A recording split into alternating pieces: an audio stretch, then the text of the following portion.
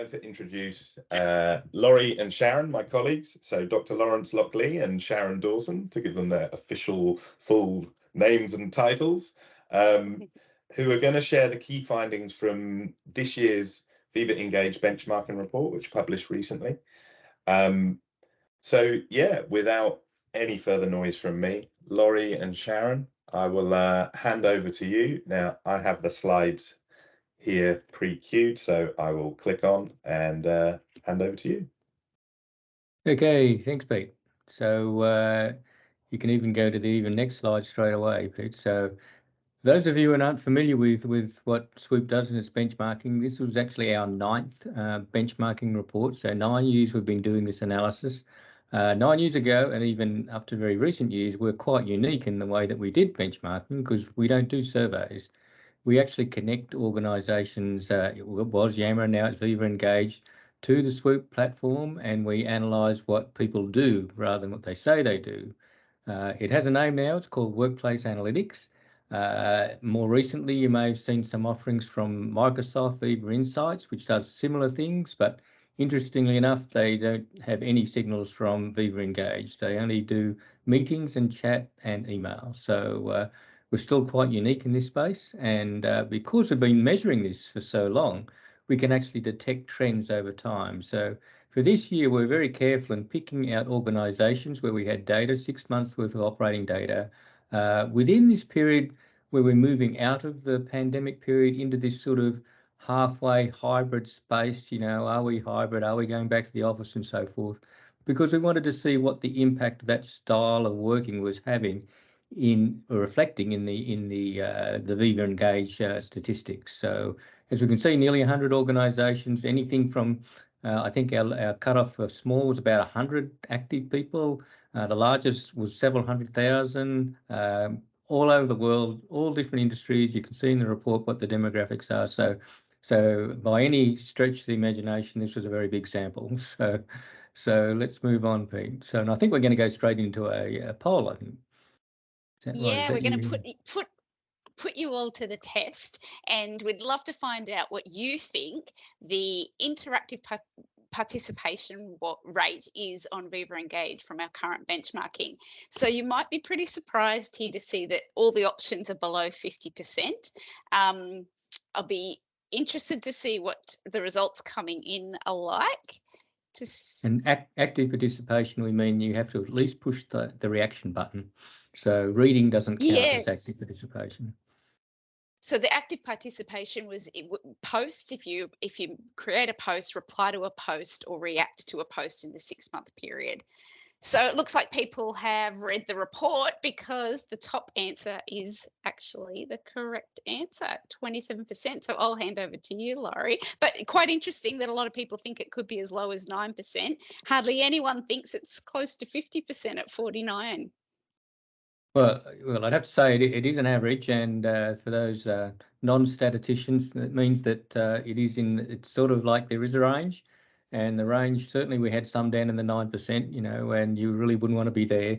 I think the top was around the high 60s. So, you know, you can get up towards that 70%. So it can be very strong. So, but, you know, in terms of reading, I think what's interesting about Viva Engage, you know, I think, you know, from our early benchmarking, I would have said, well, you know, we had a community around 40 or 50% of the organisation may have actually read on Viva Engage. Well, I think it was about 2019 when Yammer at that time was connected to Teams and Outlook, the readership went right up, you know, so up around this 85% of all employees are actually reading posts, but still only 27%. In fact, this number has dropped from in the 30s over the last few years, and I've got a view on why that might be the case. You know, so we have something like 58% of people are reading things on Viva Engage, but not participating in the conversations.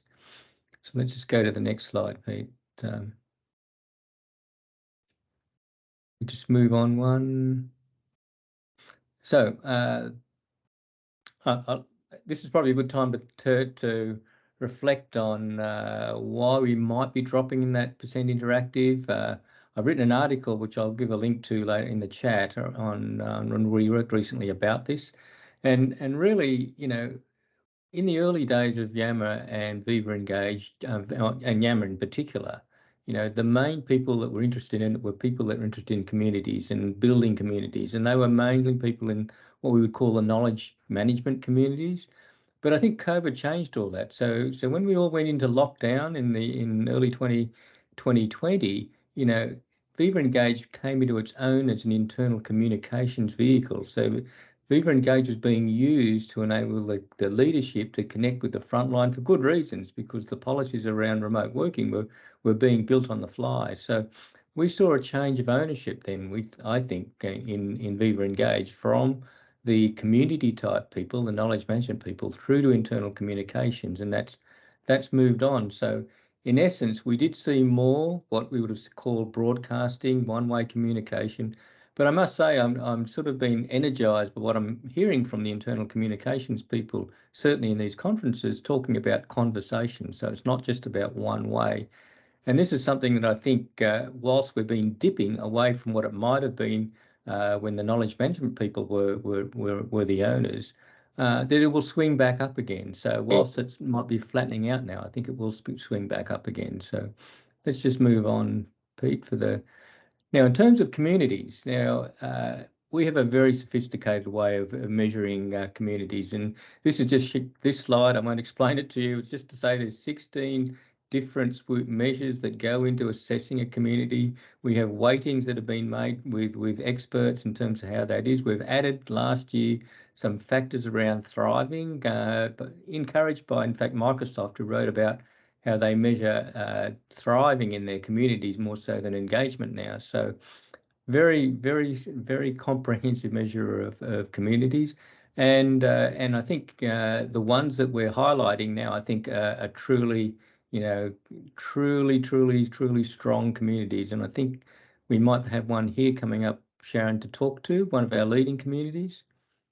Yeah, so this was one of the top thriving communities. So when we do the benchmarking, we'd love all of you to join in our benchmarking as well. So if you're interested, contact Pete and get involved in it. And it's anonymous unless you agree to be named. And then we will identify the top performing networks and the top performing communities based on those measures that Laurie was talking about. So then when we look at the top performing networks, we're looking at every Viva Engage community you've got within your network, so your top performers as well as those poor performing ones. Then we also this year did a deep dive into about 5,000 very active communities, in that they had to have had activity at least once a day over 5 days a week over the 6-month period. So we also looked at two-way relationship measures within those communities, sentiment, growth, consistent activity, all that sort of thing. Christian Aid, which I'm sure many of you in Europe are very familiar with, was a standout in not only one of the top communities, but they were number 2 overall from the 97 organisations benchmarked. And one of their top communities was the all company community. Now, what was really interesting about the Christian Aid story, I thought, and Jax, when you were talking, there was a lot of the points that you were making. Christian Aid have probably gone even one step further on that.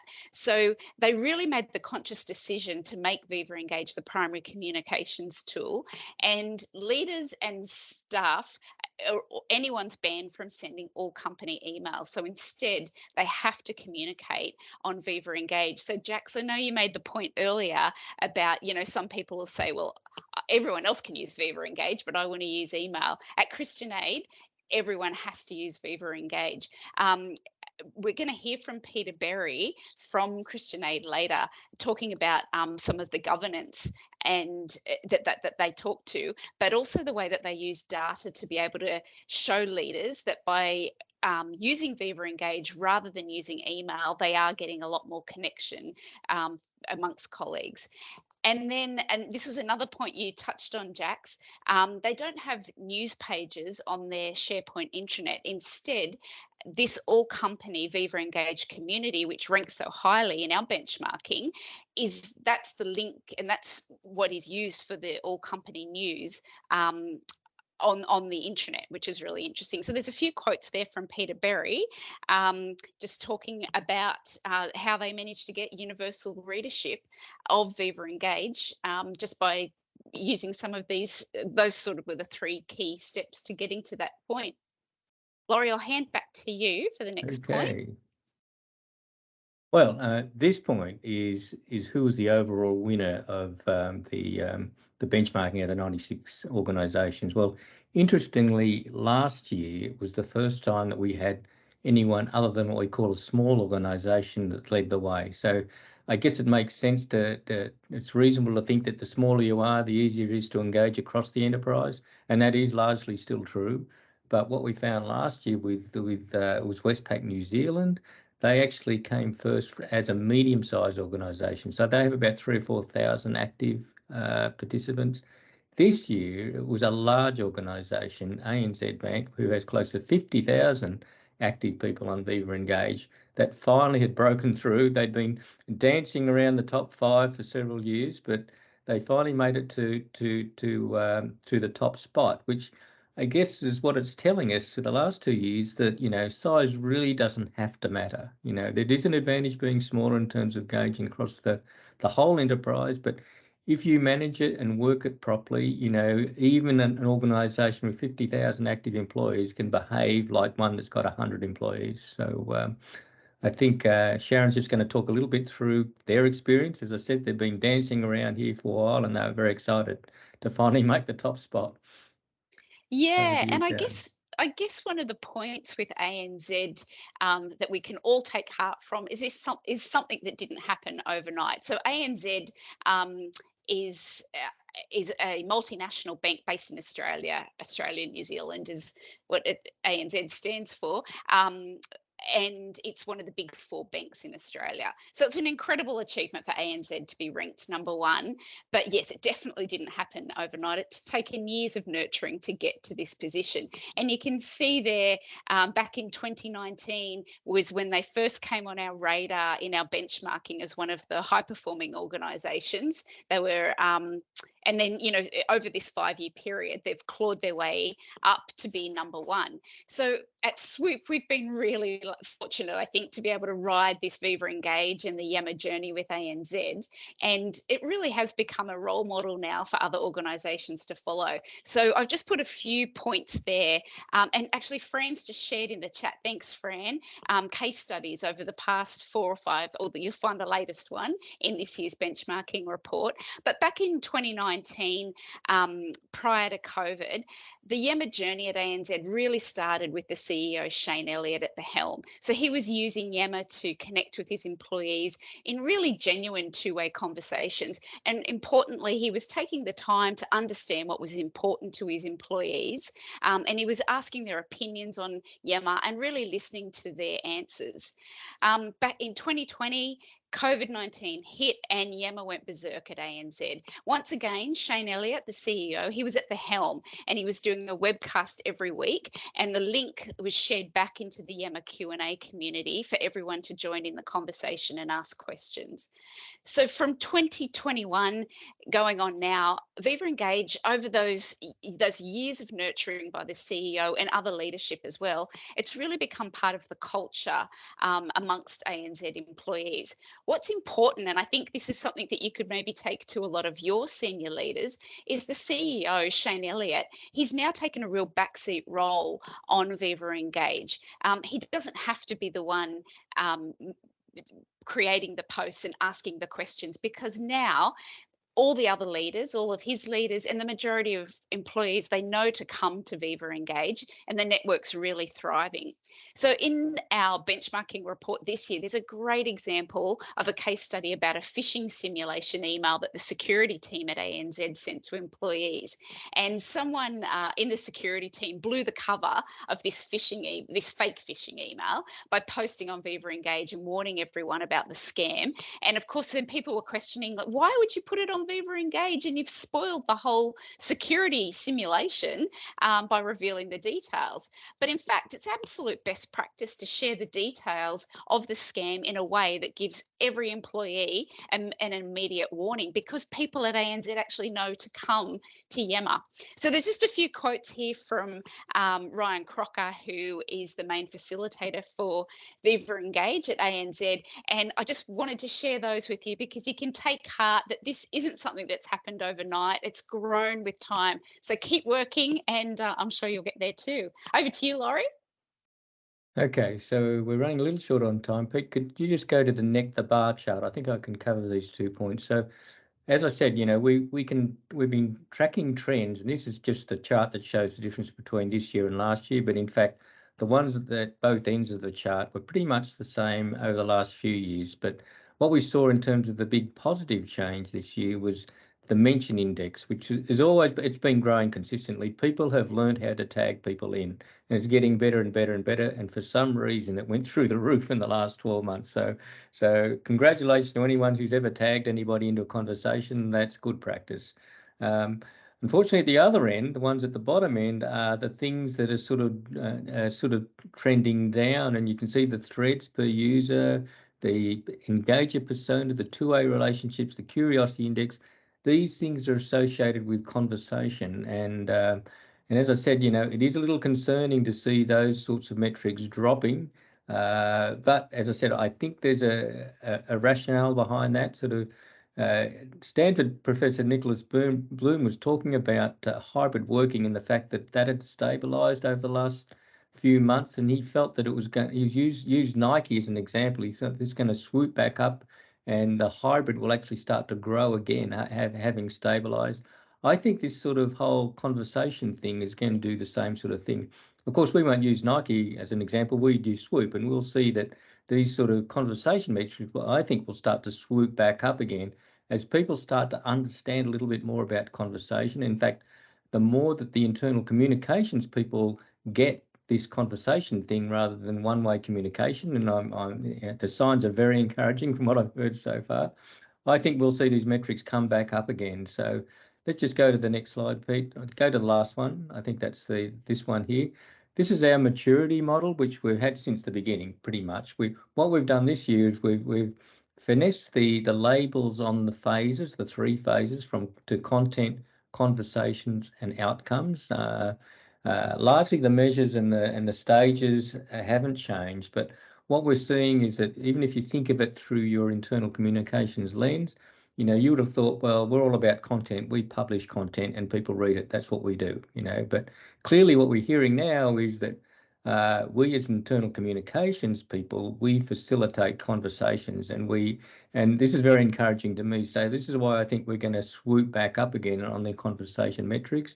But once we start to build our relationships and we build trust with each other by connecting through conversation, this is when we start doing tangible things and start solving the really big problems, start innovating. This is when we start getting really big outcomes for the organisation. So I think this is where we're headed. And as I said, what we've done is we're bringing a bigger cohort of people into this maturity. So at the beginning of EMEA, we might have been talking about 30 or 40% of people even reading. Now we're saying we've got 85% reading. If we can get up to 70% conversing, then the impacts on the outcomes are going to be tremendous. So I think there's a very bright future here. So I think we're just about there. Sharon, back to you. We're over time, Pete, but just let us quickly tell you who the collaboration champions are for our Viva Engage benchmarking for 2022, 2023 and 24. Oh. So they're all listed here. And for our EMEA champions, for our large size organisation, this company chose not to be named. It was a major UK retailer that you'll find on every high street in the UK. The medium size organisation was a Greco. Congratulations if you're there, Paul. Small size organisation was Christian Aid. We're going to hear from Peter Berry very soon. And the top community from the 5,000 that we benchmarked was from Schneider Electric. So congratulations to all you guys.